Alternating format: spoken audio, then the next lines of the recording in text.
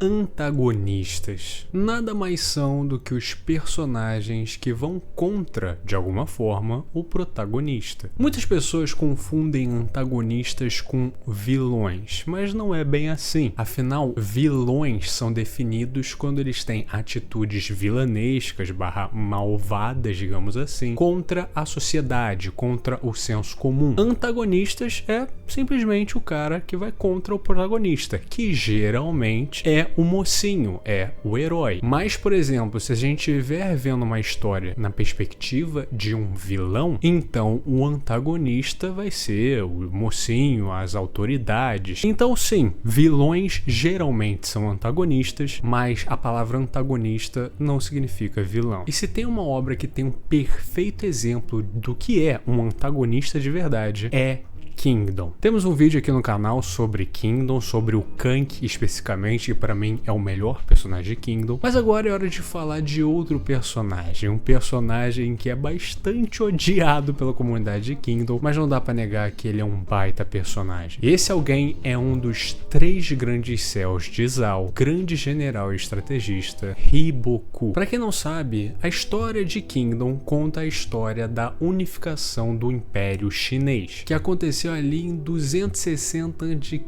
E apesar de que Kingdom é uma obra de ficção, que tem vários personagens fictícios e eventos mais firulados, ainda assim é uma obra baseada em fatos reais, que conta realmente a unificação da China. E a gente vê essa história por meio de Xin, um escravo que se tornaria um dos maiores generais da China, que representa o estado de Qin. Estado esse que é o responsável pela unificação. E óbvio que a unificação da China não é algo limpo e fácil de se fazer. Existiram muitas guerras até que isso fosse concretizado. E eu gosto que Kingdom não pinta exatamente a região de Qin como os mocinhos. É claro que nós, como leitores, acabamos nos apegando, porque a gente acompanha a história do Xin, que é alguém de Qin, a gente conhece o povo, os personagens, a trama, a cultura, as tradições, muito melhor do que as outras regiões. Então acaba que a gente tem apreço por Qin e compartilha ali do objetivo de unificação, como algo ali para realmente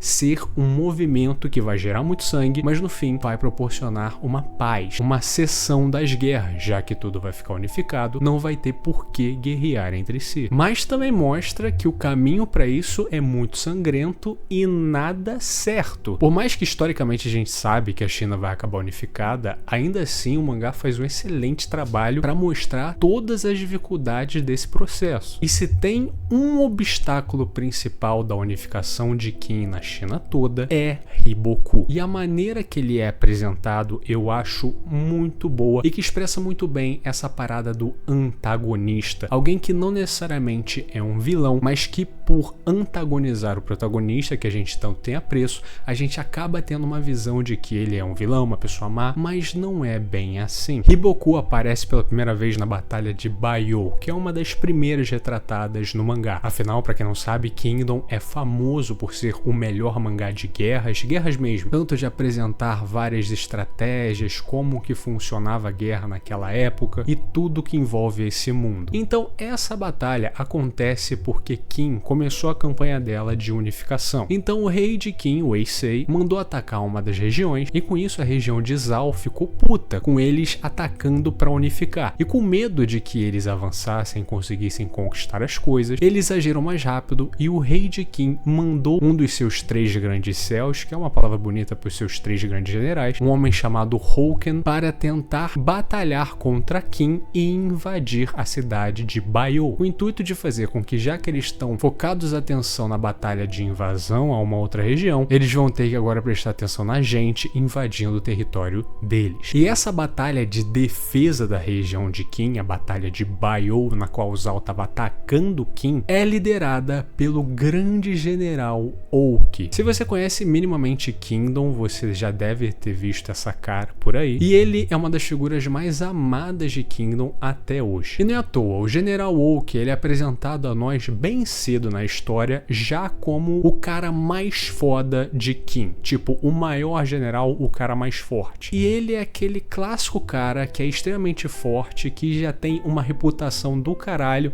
e ele meio que faz o que quiser. O primeiro arco de Kingdom é basicamente uma batalha do Wei Sei, né, que é o atual rei de Qin, tentando ganhar o trono dele do seu irmão, que meio que usurpou ele. E em tese, o Woke teria que ajudar, né, o irmão do Wei Sei que estaria no trono, mas ele não quer isso, ele quer se divertir. Afinal, ele fazia parte do temido sistema dos 6 grandes generais de Qin. Generais esses escolhidos a dedos pelo rei, que eram extremamente sangrentos e violentos. Protagonizaram inúmeras guerras para que Qin se tornasse uma das maiores potências da China. Mas enfim, esse general é muito importante para a história também porque ele sempre serviu como uma grande inspiração para o Shin, o protagonista. E inclusive Oak queria treinar o Shin porque via potencial no ex-escravo. Ele é tão influente na história do Shin que ele até mesmo nomeia a unidade dele, chama ela de unidade Hi-Shin. E ele é o primeiro cara a levar a sério o Shin, que antes era visto como uma criança, um ex-escravo, um Zé Ninguém que simplesmente ia morrer numa batalha. Mas Oak sempre levou esse moleque a sério e sempre viu que ele tinha um dom pela batalha. E com isso ele dá uma missão para a unidade Hi-Shin, dizendo que ele vai ser responsável por tirar a cabeça de um dos comandantes de lá, um homem chamado Fuki, mostrando essa confiança bem grande que o Oak tem nesse moleque. Enfim, a luta acontece, inúmeras batalhas estão acontecendo. Longe ali nas florestas, meio que vendo a batalha de longe, a gente vê um misterioso casal aparecendo, na qual um homem de cabelos longos e loiros chamado Hiboku aparentemente tá vendo tudo de camarote. Ele se reúne em uma ruína onde alguns estrategistas estão vendo também a batalha de longe para aprender. E ele sempre parece extremamente descontraído e como se fosse mais um ali, tipo um perdido que tá vendo a batalha. Mas a gente não quer saber disso, a gente quer saber de guerra e o Oak tá, meu irmão, fudendo a porra toda no campo de batalha. Ele tá mostrando o porquê ele é chamado de o pássaro monstruoso de Qin. E as lutas vão acontecendo e do nada a gente passa pro núcleo do Hiboku, aonde ele nessas ruínas, vendo a guerra de longe, ele dá uns insights sobre certas coisas que só um estrategista conseguiria saber, mas sempre de maneira bem descontraída e relaxada. Até que estranhamente a gente vai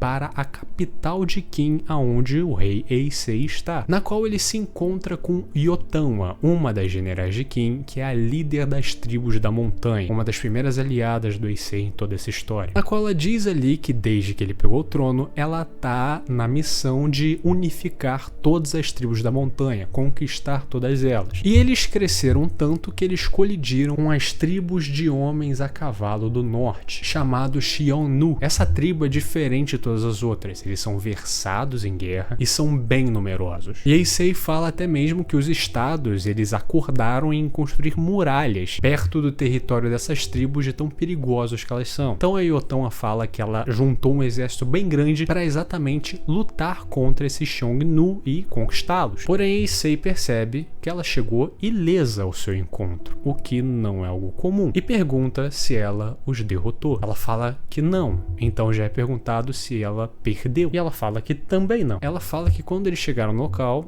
eles não encontraram inimigo algum, mas sim uma imagem bem assustadora. Os cadáveres do exército Xiongnu que numeravam 100.000 homens. E o responsável por devastar essa tribo inteira foi o exército de Zhao. Então eles começam a se perguntar por que Zhao não deixou essa informação passar? Por que eles se deram o trabalho de fazer isso? E Eisei já realiza de que para ocultar que eles têm um exército dessa magnitude. E Eisei começa a ligar os pontos e cagar nas calças no processo. Yotanwa fala o óbvio. Eles fizeram tudo isso para invadir a batalha entre Qin e Zhao pelo lado, escondendo um exército nas florestas, um exército capaz de derrotar 100.000 homens treinados para acabar de vez com aquela batalha do Woke que estava acontecendo contra aquele Houken. E se as duas forças que estão batalhando agora estiverem equivalentes, no caso as forças de Oak e Houken. A aparição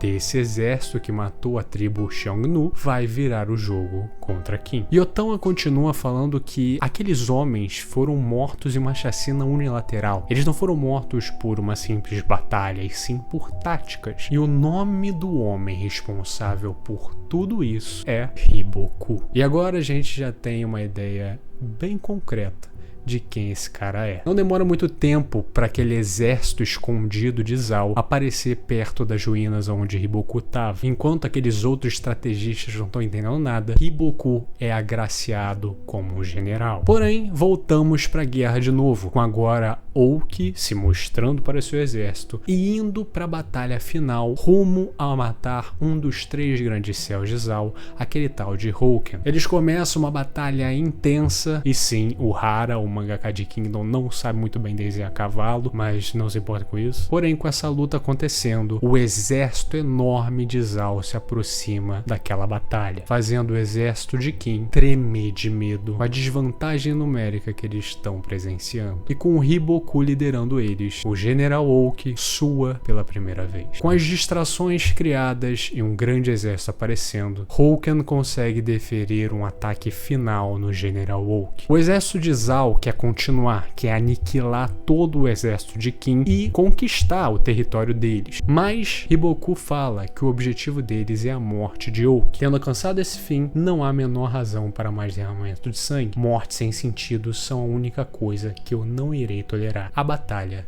termina aqui, mostrando que apesar de extremamente inteligente, ele é um cara minimamente moral. Que sim, sabe que derramamento de sangue vai acontecer, mas não vamos fazer isso de maneira desnecessária. Desde esse momento, Hiboku já começa a ser bastante odiado pela comunidade de Kingdom pelo fato de que o Oki era alguém muito, mas muito amado, e que muita gente achava que tinha mais lenha pra queimar com esse personagem que era tão foda. Mas eu acho que ele tinha que morrer pra determinar o tamanho da ameaça que Hiboku é. Com a morte de Oki, ele entrega a glaive dele, a grande lança que ele tem, para o Shin, na qual ele herda. Então, a notícia de Oki, membro dos antigos 6 grandes generais de Qin, se espalhou pela nação em um instante, mostrando duas coisas: que Qin não era invencível e que esse projeto de unificação iria demorar muito mais do que ele pensava, e também a ascensão do nome Hiboku. Apesar de que o exército de Qin conseguiu defender a região e expulsar, entre aspas, o exército de Zhao,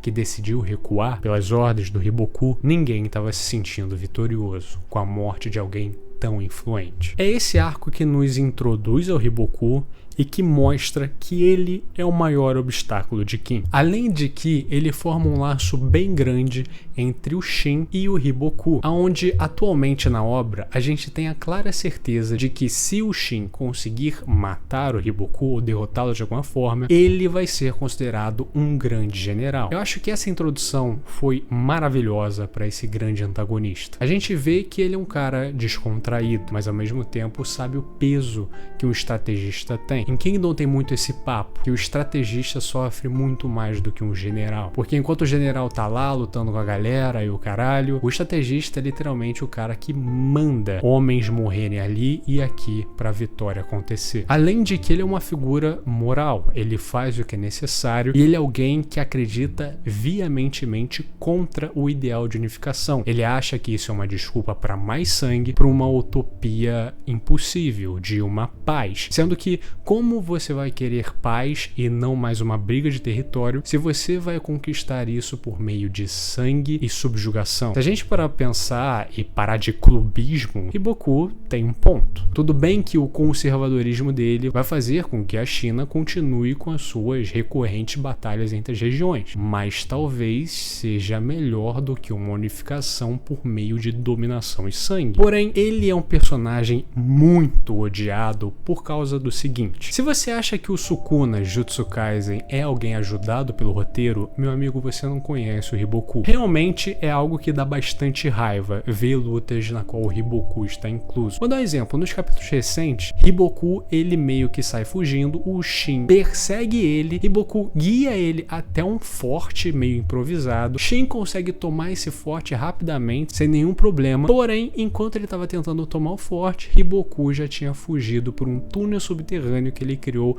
antes mesmo da guerra começar. Então essa é a parada que o Hiboku faz. Ele é um cara que sempre tá 10 passos na frente, independente de quem você seja. O único cara que conseguiu quebrar um pouco isso e chegar bem perto do Hiboku foi o Kank. Por isso tem a grande promessa de que se o Shin conseguir fazer isso, ele vai ser o maior que tem. Porém, tem um arco bem pequeno, que tem menos de 10 capítulos, na qual mostra o Hiboku de uma maneira um pouco mais pessoal. Isso acontece 500 capítulos depois dessa batalha de Baiou, na qual basicamente Kin, em sua campanha de unificação, ataca Zal e consegue conquistar uma região específica e estratégica que seria uma excelente conquista, uma região chamada Jiou. Quando Jiou é conquistada, obviamente Zal fica muito preocupado e quer culpar os perdedores. E com isso, o Hiboku é preso por ordens do rei e desse conselheiro de merda aí. Porém, a gente tá falando aqui de Hiboku, uma figura que não só é militarmente muito foda, mas que com suas recorrentes vitórias contra Kin, que era um bicho de 7 cabeças, ele ganhou muita popularidade. Ele é basicamente um líder popular, o que fez com que a prisão dele ocasionasse em vários dos seus súditos e até mesmo o povo se juntarem para falar que se ele fosse decapitado, cabeças iam rolar, o que gerou a morte de várias figuras importantes e basicamente uma guerra civil. Porém, a gente vê que isso tudo poderia ter sido evitado, porque Hiboku, em suas últimas palavras lá preso, disse para passar para os seus súditos para eles não fazerem nada idiota. Quando o mensageiro vai passar para eles essa mensagem do Hiboku, esse merda desse cão Kukai, esse conselheiro do rei, para o mensageiro e diz para não transmitir os últimos desejos dele a ninguém, mostrando que essa relevância popular que ele ganhou nos últimos anos nessas campanhas contra a unificação de Kin fez com que ele fosse bem odiado pela cúpula política de Zal. E para piorar a situação, o rei de Zal morre aparentemente envenenado. Com isso, o seu filho mais velho, o príncipe K, toma o trono e, como ele é um grande fã do Hiboku e via a importância que ele tinha para a região de Zal, sabendo que ele era a única figura que conseguiria parar a ameaça que Kin é, ele liberta ele. E com isso, o príncipe já quer ali começar a fazer as paradas, já tá ali com o ânimo de realmente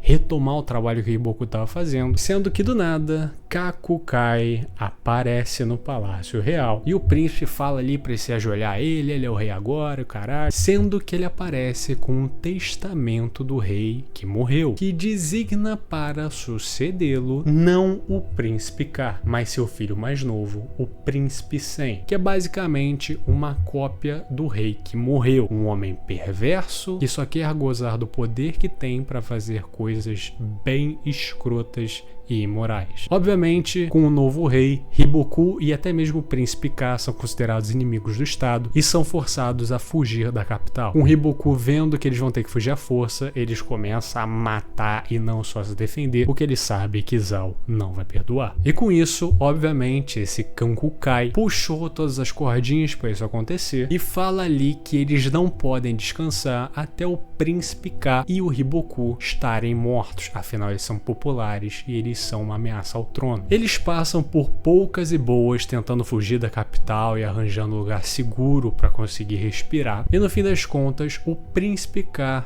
não aguenta e fala que o país está fudido. A família real é simplesmente incapaz e basicamente joga a toalha. Não só ele, mas também Hiboku parece estar cansado. E com razão, ele lutou a vida inteira, mandou inúmeros soldados para a morte certa por uma região que ele representa, no caso Zal, que não liga para ele. E no caso, na primeira falha que ele dá, já o considera um perdedor, um derrotado, passível de execução e depois um inimigo de Zal, o homem que mais defendeu essa merda dessa região, considerado um traidor. Porém, ele não deixa nem mesmo isso abalar e fala que ele vai voltar desde o começo para recomeçar muito mais forte do que agora, não perdendo a fé na região. Afinal, Zal é feita pelo povo e não por sua família real, e é por eles que que ele luta. Esse pequeno arco mostra a complexidade do mundo de Kingdom e principalmente mostra que o que a gente está acompanhando é uma história de personagens cinzentos pra lá e pra cá. Se a gente for ver de maneira fria, Shin pra Kim é um herói, pra Zhao um vilão horrível, Hiboku pra Kim é um vilão, Hiboku pra Zhao é um puta herói. Em Kingdom tudo depende da perspectiva. Como eu faço nesses vídeos de como criar, eu nunca pego assim o cara que é considerado o melhor em alguma coisa, o melhor vilão,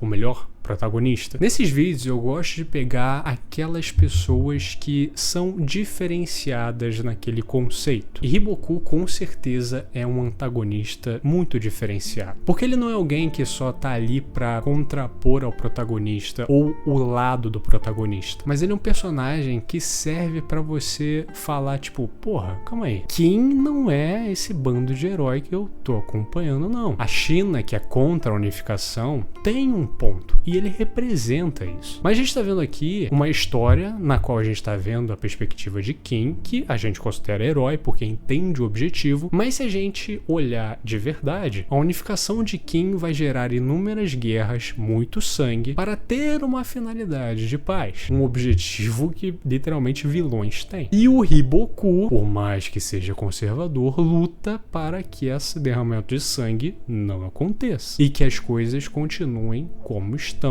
e tentem de outra maneira, que nem um herói de quadrinhos. Então, é por isso que eu gosto do Hiboku. Ele não é alguém que se vende como um herói ou um mocinho. Ele só tem os valores dele e as morais dele. E ele é um perfeito dispositivo para se opor com o ideal do lado protagonista. Ele faz a gente contestar, ver qual é. E eu acho isso muito fascinante na construção de personagem dele. Eu acho que Kingdom é muito bom em abordar esse tipo de narrativa. Afinal, é um mundo extremamente cinzento, onde até mesmo personagens como Kanki, que são o mal absoluto, têm lá os seus motivos para fazer o que fazem. Claro que não tem nenhuma justificativa, mas ainda assim há ali uma história. E só uma dica final, se você se interessou e quer ver Kingdom, leia o mangá. Esquece o anime, eu sei que as últimas temporadas foram bem animadas e tal, mas leia o mangá, leia a matéria-prima, dá seu jeito, é o melhor que você pode fazer. Se você gostou desse vídeo, meu muito obrigado. Lembre-se sempre, curta, compartilhe, comente e se inscreva no canal, me ajuda demais. Um agradecimento especial para Everton Silva, Otávio Caetano, Kingo, Panchi, Guilherme Paiva, Walisson Rodrigues, Arthur Zamolini, Micael Batista,